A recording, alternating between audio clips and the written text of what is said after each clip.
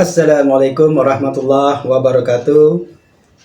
Bismillah, alhamdulillah, wassalatu wassalamu ala rasulillah Sayyidina Muhammad ibn Abdillah wa ala alihi wa sahbihi wa azwajihi wa zurriyatihi wa ahlil baitihi wa man tabi'ahum bisanin ila yaumil qiyamah. Asyhadu an la ilaha illallah wahdahu la syarika lah wa asyhadu anna Muhammadan abduhu wa rasuluhu la nabiyya ba'da. Qala Allah ta'ala fi kitabihil karim, Tabat yada abi lahabi wa tab ma aghna anhu maluhu wa ma kasaba sayasla naran zata lahabi wa mar'atuhu hammalatal hatab fi jidha hablum min masad. Shadaqallahul azim. Para sahabatku semua, semoga Allah Subhanahu wa taala senantiasa memberikan kepada kita semua kesehatan lahir wal batin, memberikan kepada kita semua kebahagiaan lahir wal batin, diberikan kepada kita semua kesejahteraan lahir wal batin, dan berikan kita semua umur yang panjang, umur yang barokah untuk beribadah kepada Allah Subhanahu wa taala.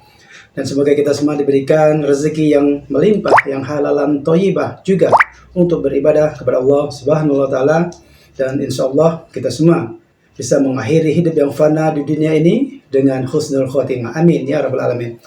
Para pemirsa semuanya, tidak memperpanjang mukadimah, pada video kali ini akan kembali mengulas tentang pernak-pernik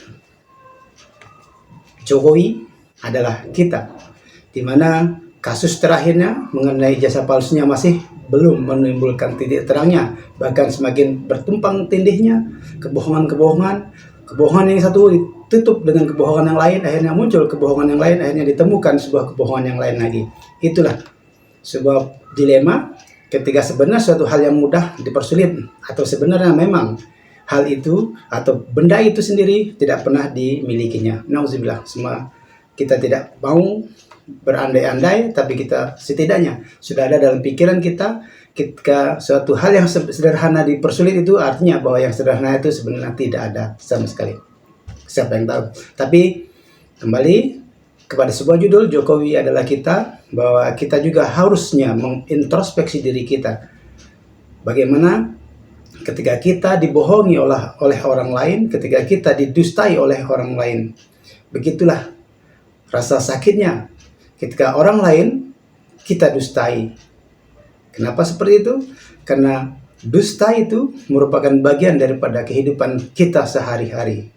Bohong, merekayasa, dan suka mengada-ada apa yang tidak ada. Dan inilah dilema sebuah kehidupan bangsa kita yang belum sampai 100 tahun kita merdeka. Tapi kebohongan-kebohongan itu sudah menjadi suatu kebiasaan, yang bahkan yang jujur itu menjadi suatu hal yang luar biasa, yang bahkan dikucilkan ketika kita sebagian besar orang mau berusaha untuk jujur, justru yang jujur itulah yang disingkirkan, serta yang bohong itu yang malah diagung-agungkan. Dan itulah adalah Jokowi adalah kita. Coba kita lihat kepada diri kita sendiri. Hampir banyak profesi di negeri ini boleh dikatakan tidak terlepas dari sebuah kebohongan-kebohongan, meskipun tidak bisa digeneralisasikan. Tetapi sebagian besar dari hampir semua profesi di Indonesia itu dibalut dengan kebohongan-kebohongan, dengan rekayasa-rekayasa, dengan dusta-dusta, dan lain sebagainya, dan lain sebagainya. Memang video ini saya lagi klarifikasikan di sini bahwa ini bukan untuk menyudutkan salah satu profesi, tapi hampir semua profesi selalu ada yang berdusta, meskipun ini bukan untuk mengeneralisasikan untuk semua profesi. Kita kemarin pada video sebelumnya untuk sebagai mengintrospeksi diri kita bahwa kenapa Pak Jokowi itu berdusta, dia adalah gambaran daripada bangsa kita yang saat ini adalah sebagai bangsa pendusta. Persentase terbesarnya, hampir semua profesi di Indonesia diliputi dengan atau dibalut dengan dusta-dusta, rekayasa-rekayasa.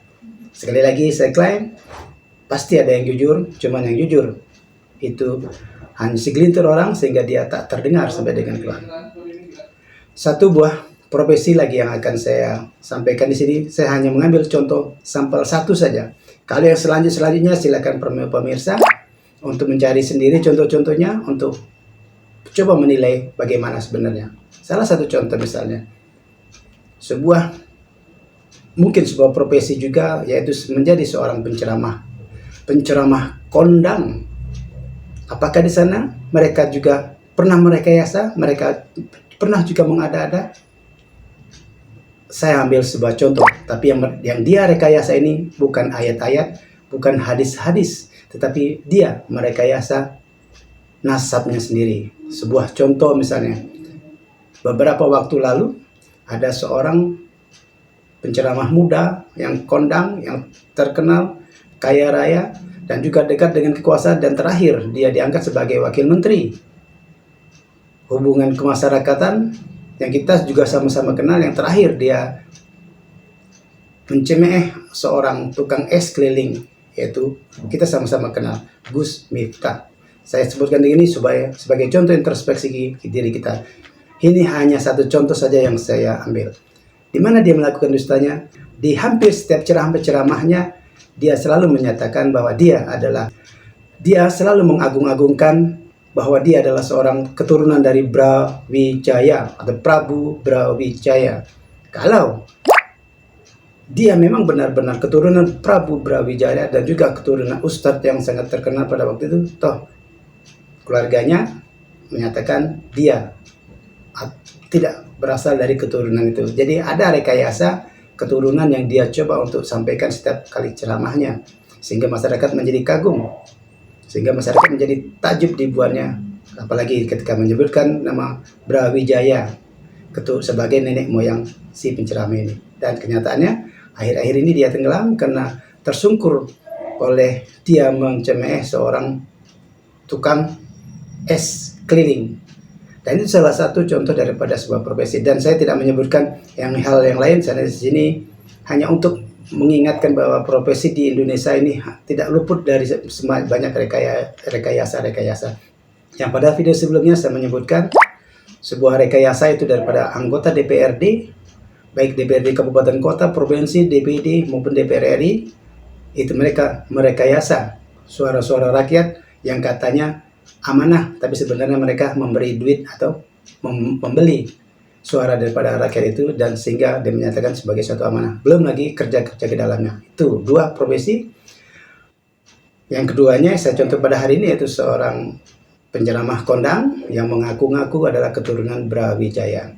Sehingga setiap kali dia datang, ya sedikit banyaknya pasti ada pengaruh di tengah-tengah masyarakat bahwa inilah seorang keturunan Brawijaya yang menjadi penceramah. Itu sebuah rekayasa. Kemudian rekayasa selanjutnya yang terjadi pada profesi yang lainnya adalah sangat-sangat sederhana. Supir atau sopir BBM Pertamina ataupun sopir daripada minyak kelapa sawit atau CPO yang ditransfer dari pabrik maupun akan dikirim keluar kota dengan menggunakan mobil tangki, dan mereka juga banyak merekayasa atau mencuri di tengah jalan yang dikenal dengan kencing di tengah jalan. Tak sedikit kita menemui supir tangki BBM maupun supir tangki CPO ini berhenti di beberapa tempat yang sudah disepakati hanya untuk memaling beberapa galon muatan daripada tangki tersebut. Dan ini diakui atau tidak diakui, bagi pemirsa yang menonton channel ini mungkin pernah mengalaminya atau mungkin pernah melihatnya atau mengalaminya sendiri, silakan diintrospeksi apakah benar apakah tidak. Kalau seandainya iya, silakan anggukkan kepala 3 kali saja. 1, 2, 3. Itu artinya.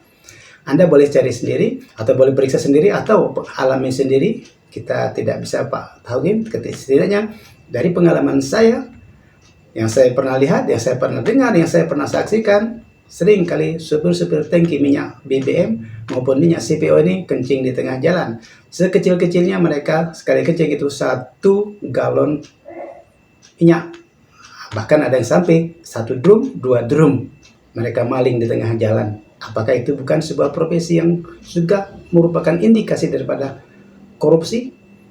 Tapi korupsi adalah bahasa yang sangat halus, sebenarnya adalah maling. Sama seorang anggota DPR, anggota dewan, pejabat ataupun siapa yang korupsi itu, yang koruptor itu sebenarnya dia adalah maling. Bukan hanya maling ayam, tapi mereka maling lebih berdasi. Dan Itu profesi yang dua yang baru saya sebutkan, yang tidak terlepas daripada rekayasa, maling, korup, dan lain sebagainya. Untuk siapa? Pasti untuk kepentingan dirinya sendiri, untuk mengambil keuntungannya dengan cara maling. Sopir tangki BBM maupun CPO, mereka kencing di tengah jalan, alias maling muatannya di tengah jalan, untuk ya namanya juga maling, pasti untuk diri mereka sendiri atau untuk keluarga mereka sendiri. Nauzubillah, summa nauzubillah. Kemudian kita coba lihat profesi lagi yang lain apa? Profesi kontraktor.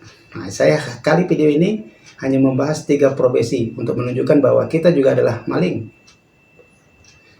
Bagian besar rakyat Indonesia juga mengakui bahwa profesi daripada yang ketiga ini yaitu kontraktor. Ketika kontraktor untuk memenangkan tender, dia telah memberikan asupan berupa uang ini, uang itu kepada para pejabat yang menjual tender tersebut di beberapa departemen, kementerian, dan lain sebagainya. Untuk memenangkan tender, mereka telah menyetorkan sejumlah uang dulu. Itu pun belum tentu menang. Tetapi begitu sudah menang, tender yang dimenangkannya itu tentulah nilainya sangat-sangat besar. Seandainya tender itu, anggaplah satu tender itu nilainya 100 untuk sebuah pembangunan jembatan. Jadi satu buah jembatan yang ukurannya mungkin jembatan di desa hanya 1 miliar. Mereka atau kontraktor tersebut memenangkan tender daripada 1 miliar.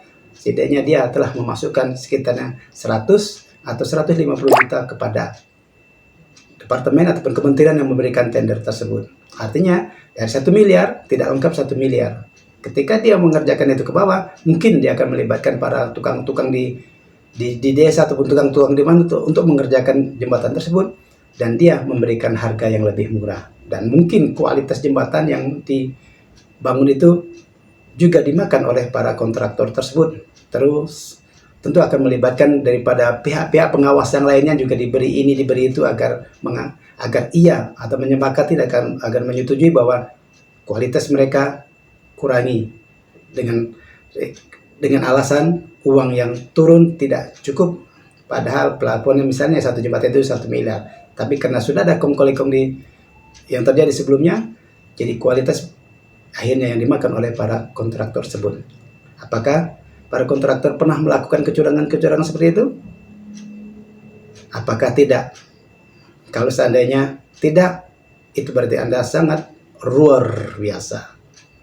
Tapi kalau seandainya iya, itulah yang terjadi. Bukan cuma Anda sendiri, tapi banyak juga kontraktor lain yang melakukan seperti ini. Ini mungkin sudah merupakan suatu sistem. Jadi saya sangat miris seperti apa yang pernah dikatakan oleh Pak Mahfud MD, bahwa malaikat pun ketika gabung di proyek-proyek Indonesia akan menjadi iblis. Nauzubillah, summa nauzubillah. Coba kalau para pemirsa semua pernah mengalami seperti itu atau pernah mengetahui hal seperti ini, silakan untuk mengintrospeksi diri kita, untuk mengangguk 3 kali sebagai tanda bahwa kita mengakuinya itu tadi. Angguk 3 kali, 1, 2, 3. Ya, itu. Jadi pada video kali ini saya akan kembali mengulas bahwa ketika bangsa Indonesia sebanyak ini merasa ditipu oleh mantan presiden kita Pak Jokowi dengan dia tidak mau menunjukkan ijazah aslinya, belum lagi tipu-tipu yang lainnya, SMK-nya dan lain sebagainya, dan ketipuan teman mereka dan rezimnya sebelumnya telah dilakukan, kita jangan sakit hati, karena itulah cerminan daripada bangsa kita. Kita lihat profesi ke bawahnya lagi, dan beliau adalah presiden. Ketika presiden menipu ke bawah, kita semua merasakannya. Ada yang merasa sakit hati, ada yang merasa biasa-biasa saja, ada yang merasa jengkel, jemu, dan sebagainya. Apalagi dinastinya diturunkan lagi kepada anaknya. Tapi itulah Indonesia. Dan kita tidak perlu sakit hatinya terlalu dalam kepada Pak Jokowi, tapi setidaknya dengan munculnya Pak Jokowi yang seperti ini menunjukkan cerminan Indonesia, setidaknya kita bisa mengintrospeksi diri kita. Bisakah kita berbuat jujur, para ustadz? Bisa kita berbuat jujur, para sopir-sopir tangki atau para profesi-profesi yang lainnya? Bisakah kita berbuat jujur, para kontraktor-kontraktor di semua bidang? Kalau seandainya kita belum mampu untuk berbuat jujur, karena semua sudah terjadi kong-kali-kong yang kita sama-sama sepakati, berarti munculnya tipu-tipu yang sekali Bapak Presiden seperti itu, jangan membuat kita terlalu sakit hati. Berarti itulah gambaran kita. Tetapi sebagai introspeksi diri, seharusnya kita bisa memperbaiki diri kita untuk kembali kepada kejujuran kita, untuk kembali mengutamakan kepentingan negeri, mengutamakan kepentingan bangsa kita, setidaknya sampai dengan 100-200 tahun ke depan. Jangan mementingkan saat ini Anda berkuasa, saat ini Anda mengeruk semua kekayaan Anda untuk Anda sendiri. Ingat, generasi Anda itu merupakan suatu tulang punggung bagi Anda sendiri dan juga bagi bangsa kita ini ke depannya kalau dibina dengan baik. Kalau dibina dengan kebohongan, ketidakjujuran, pendusta dan sebagainya, tunggu kehancuran, minimal kehancuran bagi orang-orang yang melakukan dusta tersebut. Semoga video ini dengan tema Jokowi adalah kita, dengan garis besarnya tentang bohong-bohong yang telah dia lakukan sebagai presiden, dan kita tidak bisa menyalahkan 100% bahwa Jokowi adalah kita. Jokowi adalah cerminan bangsa kita yang suka menipu diri sendiri. Jadi saya ulang lagi, ada seorang, pada video yang terdahulu kita melihat seorang dosen UI menyatakan bahwa Jokowi itu menyelesaikan tugasnya yang dikirim dari neraka untuk Indonesia, untuk memperbaiki Indonesia, bahwa kebohongan itu, bahwa kecurangan itu, bahwa tipu-tipu itu sebenarnya tidak baik. Pasti akan diketahui bahwa akan ujung-ujungnya adalah akan menyiksa diri mereka sendiri yang berbohong, akan menyiksa keluarga mereka sendiri yang berbohong, akan menyiksa bangsa dan negara sendiri jika itu sekali pemimpin-pemimpin negeri ini. Demikian untuk video singkat ini. Semoga kita bisa mengintrospeksi diri kita untuk memperbaiki diri kita dengan harapan Indonesia ke depan bisa 100, 200, sampai 500 atau 1000 tahun ke depan tetap negara kesatuan Republik Indonesia. Wallahu a'lam bishawab. Jangan lupa untuk para pemirsa yang belum, silakan setelah nonton video ini tinggalkanlah like sebagai tanda bahwa Anda menyukai video ini dan juga menyukai konten-konten ini. Setelah Anda meninggalkan like, jangan juga lupa untuk memberikan komen, apapun komen yang akan Anda tuliskan di sana, silakan lakukanlah dengan sopan dan santun, dan ekspresikan bagaimana komen Anda itu bisa juga mengungkapkan pikiran Anda. Setelah Anda memberikan komen, jangan lupa juga untuk share lah video ini kepada kawan-kawan kita semua, karena share video ini juga merupakan suatu amal jariah bagi Anda yang telah menebarkan berita-berita baik kepada generasi bangsa kita selanjutnya, karena ini merupakan video introspeksi diri kita agar kita tidak meneruskan sebagai generasi pendusta bagi negeri ini. Setelah itu, jangan lupa yang sudah subscribe tetaplah subscribe, yang belum subscribe jangan lupa untuk subscribe di channel Torino Suyadinos, karena subscribe menjadi amal jariah bagi kita, dan tetap pantengin video-video ini untuk kebaikan kita bersama, untuk kebaikan bangsa kita, bagi warga-warga bangsa yang juga mementingkan atau peduli kepada negeri ini. Thank you for watching.